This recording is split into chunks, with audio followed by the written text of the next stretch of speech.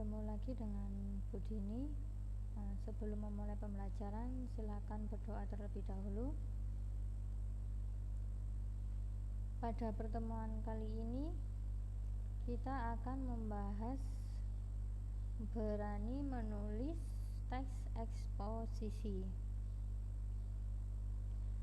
Teks eksposisi dapat ditemukan dalam artikel ilmiah dari surat kabar, majalah, ataupun internet. Artikel-artikel tersebut tentu mengandung informasi yang penting untuk menambah wawasan atau pengetahuan kita. Artikel tersebut merupakan salah satu bentuk teks eksposisi. Dalam materi teks eksposisi, kita akan mempelajari beberapa subtema. Yang pertama, pengertian dan ciri khusus teks eksposisi. Yang kedua, informasi dalam teks eksposisi. Yang ketiga, simpulan isi teks eksposisi. Yang keempat, struktur dan kaidah kebahasaan teks eksposisi. Yang kelima, penyajian teks eksposisi. Pada subtema yang pertama, pengertian dan ciri khusus teks eksposisi. Yang pertama, pengertian teks eksposisi.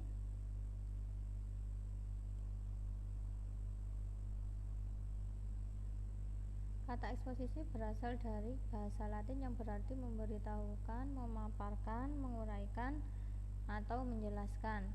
Merupakan paparan yang berusaha memberitahu atau menerangkan sesuatu. Ditulis dalam paragraf dengan tujuan untuk memberitahukan, memaparkan, menguraikan, atau menerangkan sesuatu kepada pembaca tertentu. Menurut KBBI, eksposisi adalah uraian atau paparan yang bertujuan menjelaskan maksud dan tujuan dalam karangan. Selanjutnya, ciri teks eksposisi, yaitu berusaha menjelaskan pokok persoalan secara objektif, tidak ada unsur subjektif dan emosional. Ditulis dengan gaya penulisan informatif, uraian subobjeknya jelas, memuat fakta. Eksposisi memiliki tujuan ingin memberi penjelasan atau keterangan, mengembangkan gagasan penulis. Paparan tersebut akan menarik jika disertai gambar, denah, dan angka-angka. Selanjutnya, unsur-unsur teks eksposisi. Unsur-unsur teks eksposisi ada gagasan, yaitu disebut juga pendapat yang dikemukakan, isinya berupa pernyataan yang mungkin, berupa komentar, penilaian, saran, dorongan, dan bujukan. Fakta, kebenaran, atau peristiwa yang merupakan kenyataan, sesuatu yang benar-benar ada atau terjadi, berfungsi untuk memperkuat gagasan sehingga diharapkan informasi tersebut lebih meyakinkan khalayak atau pembaca.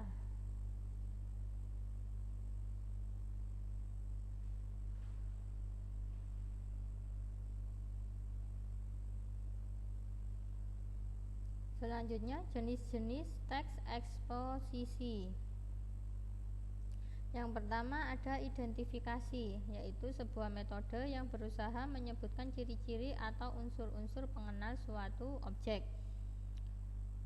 B. Proses, suatu paragraf eksposisi yang memiliki maksud tentang proses pembuatan, proses penggunaan, atau cara untuk melakukan sesuatu. C. Klasifikasi. Paragraf eksposisi yang memiliki isi tentang pengelompokan terhadap sesuatu. D. Ilustrasi, suatu metode untuk mengadakan gambaran atau penjelasan khusus dan konkret terhadap suatu prinsip bersifat umum. E. Definisi, mencakup pembatasan pengertian suatu barang atau unsur yang didefinisikan. F. Perbandingan, suatu paragraf eksposisi yang berisi penjelasan ide atau sebuah kalimat utama dengan melakukan perbandingan dengan hal yang lainnya. G. Pertentangan, paragraf eksposisi yang berisi sesuatu hal yang bertentangan dengan sesuatu yang lain. H. Berita, suatu paragraf eksposisi memberitahukan peristiwa tertentu.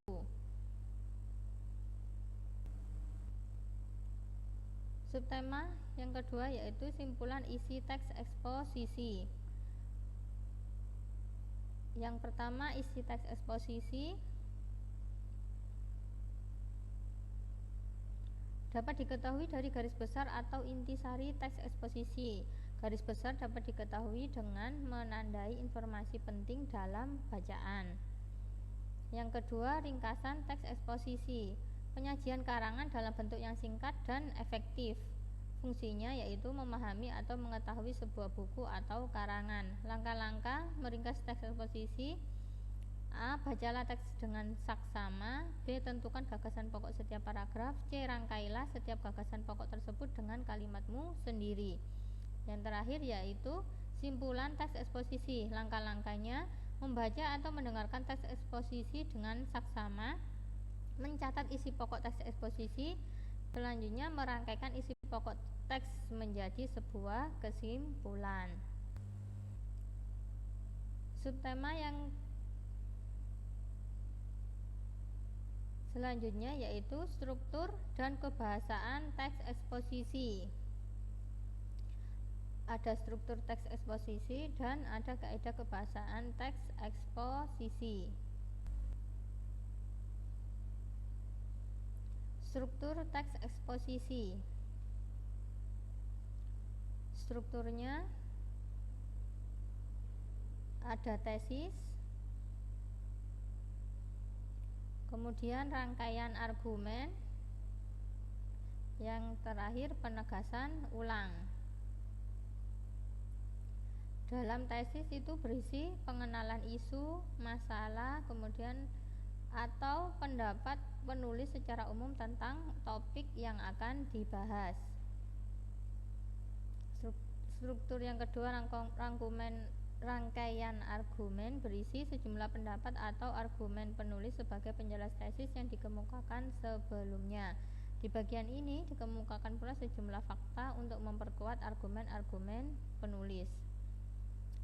Struktur yang terakhir, penegasan ulang, berisi merupakan rumusan kembali secara singkat, merupakan penutup atau simpulan.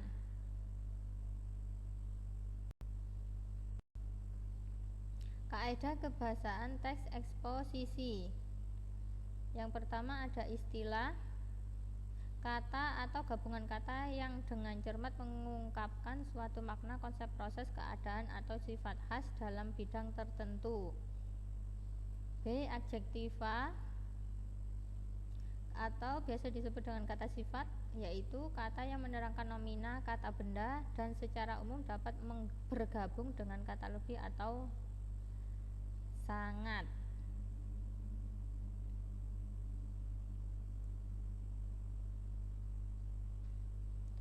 C. Afiksasi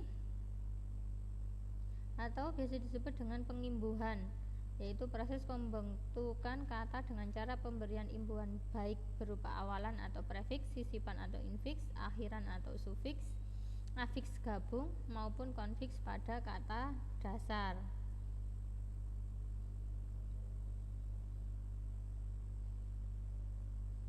D. Verba atau biasa disebut dengan kata kerja, yaitu arti kata yang menggambarkan proses, perbuatan, atau keadaan.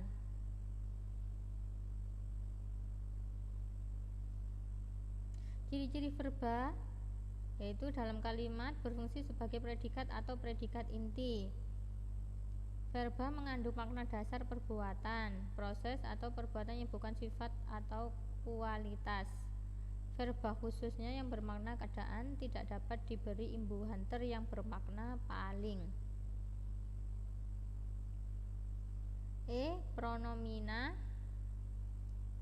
atau biasa disebut dengan kata ganti, yaitu jenis kata yang menggantikan nomina atau frasa nomina. Dalam pronomina itu ada pronomina persona, yaitu yang menunjuk orang pertama, orang kedua, dan orang ketiga. Kalau pronomina non persona itu pronomina penunjuk. Konjungsi biasa disebut dengan kata penghubung, yaitu kata yang digunakan untuk menghubungkan satu unsur dengan unsur lain.